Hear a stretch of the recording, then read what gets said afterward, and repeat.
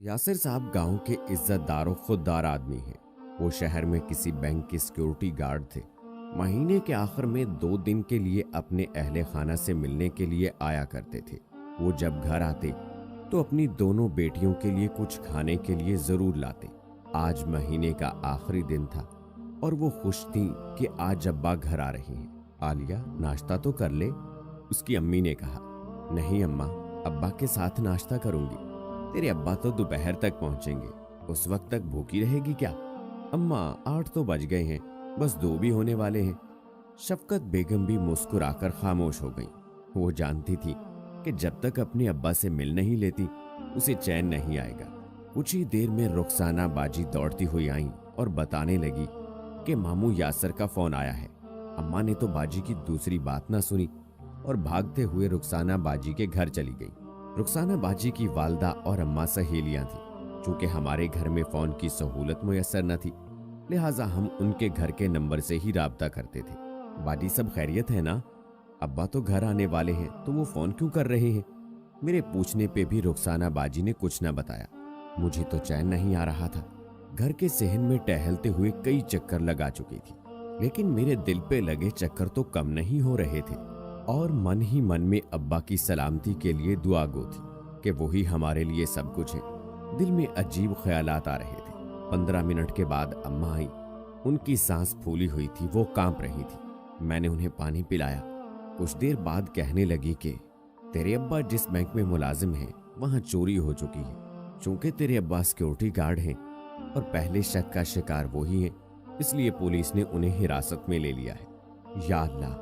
بے اختیار عالیہ کے منہ سے نکلا۔ اب وکیل سے بات کی ہے اور وہ 15,000 روپے پیشگی مانگ رہا ہے۔ ابا جو پیسے بھیجتے تھے وہ تو گھر کے خرچ میں لگ جاتے تھے اور باقی تو گڑیا کی اسکول فیس کی نظر ہو جاتے تھے۔ اماں نے بھائی غفور سے مدد لینے کا سوچا۔ اماں یاد ہے نا پچھلی بار کیا ہوا تھا؟ اب دوبارہ آپ عزت نفس کچلنا چاہتی ہیں تو کیا کروں؟ تیرے ابا کو جیل میں جلتا ہوا دیکھوں؟ تو نہیں جانتی غریب کی زندگی کی کل کمائی اس کی عزت ہی تو ہوتی ہے۔ اگر وہ نہ رہے تو وہ تو راکھ ہو جاتا ہے۔ اماں تو پھٹ پڑی اور میرے پاس انہیں حوصلہ دینے کے لیے کوئی الفاظ نہ تھے۔ مجھے آج بھی یاد ہے کہ میرا 8ویں جماعت کا نتیجہ نکلا تھا اور میں نے پورے ضلع میں ٹاپ کیا تھا۔ غفور بھائی نے بیرون ملک جانے کے لیے کچھ پیسے مانگے تھے اور اماں نے اپنے زیورات جو انہوں نے اپنی بیٹیوں کے لیے رکھے تھے انہیں دے دیے تھے، اور وہ فرتے جذبات میں روحاں سے ہو گئے۔ اماں نے کہا تو میرا بیٹا ہے، تیرے کام آئے یا بچیوں کے، میرے لیے تو ایک ہی بات ہے۔ بھائی نے ہوائی اڈے کے لیے روانگی سے قبل میرے سر پر ہاتھ پھیرا اور مجھے محسوس ہوا کہ ابا کے علاوہ بھی کوئی ہے جو مجھے اڑان بھرنے میں میری مدد کرے گا۔ آپ مجھے پائلٹ بنوائیں گے نا؟ ابا کہتے کہ بہت پیسے لگتے ہیں، تیرا ابا فرانس میں کام نہیں کرتا۔ آپ تو فرانس جا رہے ہیں نا؟ بھائی نے مسکراتے ہوئے کہا ہاں بھائی ضرور، جتنی چاہے اڑان بھر لینا۔ میں خوشی سے چلا اٹھی۔ مگر کچھ عرصے کے بعد جب اماں کو فالج کا اٹیک آیا تو بھائی کو فون کیا کہ اماں کا علاج کروانا ہے، تو انہوں نے صاف انکار کر دیا کہ میں تو ابھی سڑک پر رہ رہا ہوں، کوئی نوکری بھی نہیں ہے۔ تو ابا نے ان کے حق میں دعا دیتے ہوئے فون بند کر دیا۔ بھلا ہو بڑے چودھری کا۔ جب انہیں ہماری پریشانی کا معلوم ہوا تو اماں کا علاج کروایا۔ ہم بہت خوش تھے کہ اماں واپس آ گئی ہیں۔ میں بھاگتی ہوئی باجی رخسانہ کے گھر گئی اور بھائی کو فون کر کے بتایا کہ اماں کا علاج ہو گیا ہے، اب وہ ٹھیک ہے، اور کہنے لگے چچی پہ تو جان بھی قربان ہے، مگر میری مالی حالت درست نہیں تھی۔ شکر ہے اللہ کا کہ اب وہ صحت یاب ہے، میں چودھری صاحب کے پیسے جلد ہی لوٹا دوں گا۔ بھائی کی آواز سے شرمندگی جھلک رہی تھی۔ میں بوجھل قدموں سے گھر پہنچی۔ جب میں گھر پہنچی تو ماسی شمیم آئی ہوئی تھی اور وہ بتا رہی تھی کہ 2,50,000 کی زمین بھائی نے خریدی ہے، اور میرے کانوں میں بھائی کی کانپتی ہوئی آواز گونجنے لگی کہ مالی حالت تنگ ہے، پریشان ہوں، سوچ رہا ہوں واپس آ جاؤں۔ انسان اتنا ناشکر کیسے ہو سکتا ہے؟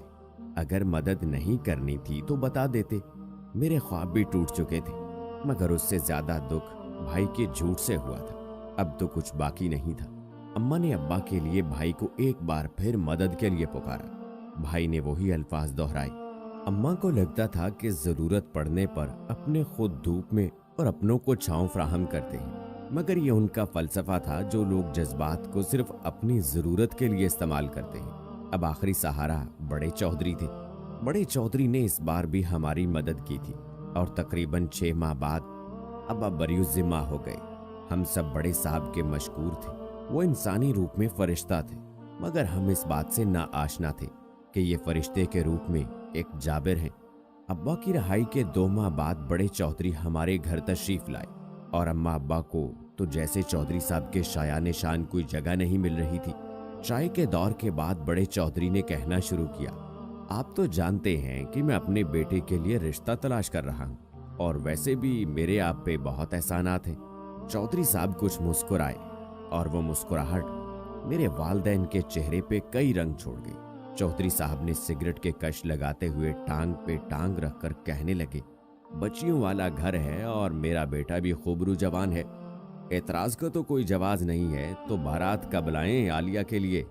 यासिर साहब का तो बस नहीं चल रहा था कि चौधरी साहब को जिंदा गाड़ दे। यकदम खड़े हुए, क्या बकवास कर रहे हो? 40 साल का बददिमाग बूढ़ा है वो और तुम उसे जवान कहते हो? अभी इसी वक्त निकल जाओ यहां से। अब्बा का जिस्म गुस्से से कांपने लगा, लेकिन आवाज में रोब बदस्तूर था। चौधरी साहब खड़े हुए और तंजिया कहने लगे, इज्जत से रिश्ता मांगने आया हूं, वरना इसे बांदी बनाकर ले जा भी सकता हूं। दौलत के घमंड में अकड़ता हुआ बाहर चला गया। कोई दूसरा रास्ता नहीं था। यासिर साहब जानते थे कि ताकतवर की चूंटी भी गरीब के ऊंट से भारी है, लिहाजा 2 दिन के बाद आलिया की शादी तय पाई।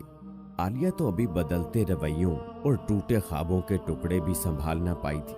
उसे ये समझना था कि गरीब सिर्फ ख्वाब बुना सकता है, इसकी तामील उसके लिए मुमकिन नहीं है। भूख, जरूरियात और गुर्बत जैसे गुंडे उसे लूटने के लिए हर लम्हा तैयार रहते हैं। वो दुल्हन बनी बैठी थी जब उसने अपने दुल्हे को पहली बार देखा था। वो 40 साल का लगता था, लेकिन उसकी हरकत 6 साल की बच्ची जैसी थी। उसके मुंह से थूक निकल रहा था, जिसे साफ करने की भी जहमत नहीं करता था, और उसकी अम्मा तो इस पे सदके जा रही थी। उसकी शादी को 1 माह हुआ था। उसे देखकर लगता था कि वो 7 साला बेवा है। अब्बा के घर में इतनी आसाइशात नहीं थी जितनी उसे चौधरी साहब के घर में मुयस्सर थी। फिर भी वो खुश नहीं थी, क्योंकि यहाँ उसे सुकून और मोहब्बत नहीं मिल रही थी। उसे बीवी के रूप में बांदी बनाकर ही तो लाया गया था। कुछ दिन बाद रुखसाना बाजी ने चौधरी साहब से इजाजत ली कि उन्हें मुझसे कुछ बात करनी है। रुखसाना बाजी ने भाई का नंबर डायल करके फोन मुझे थमा दिया। मैं इनकार कर रही थी, लेकिन बाजी के इसरार पर बात करने के लिए रजामंद हो गई। हेलो भाई। भाई की सिसकियों की आवाज सुनाई दी। इस सब का मैं जिम्मेदार हूं, मुझे माफ कर दो। भाई, इसमें आपका कोई कसूर नहीं है। शायद कसूर हमारा है कि हमने इंसानों से अच्छाई की उम्मीद रखी थी। ये भूल गए थे कि इंसान तो मुफाद परस्त है। वो तो मदद भी अपने मुफाद के लिए करता है। खुदा हाफ़िज़।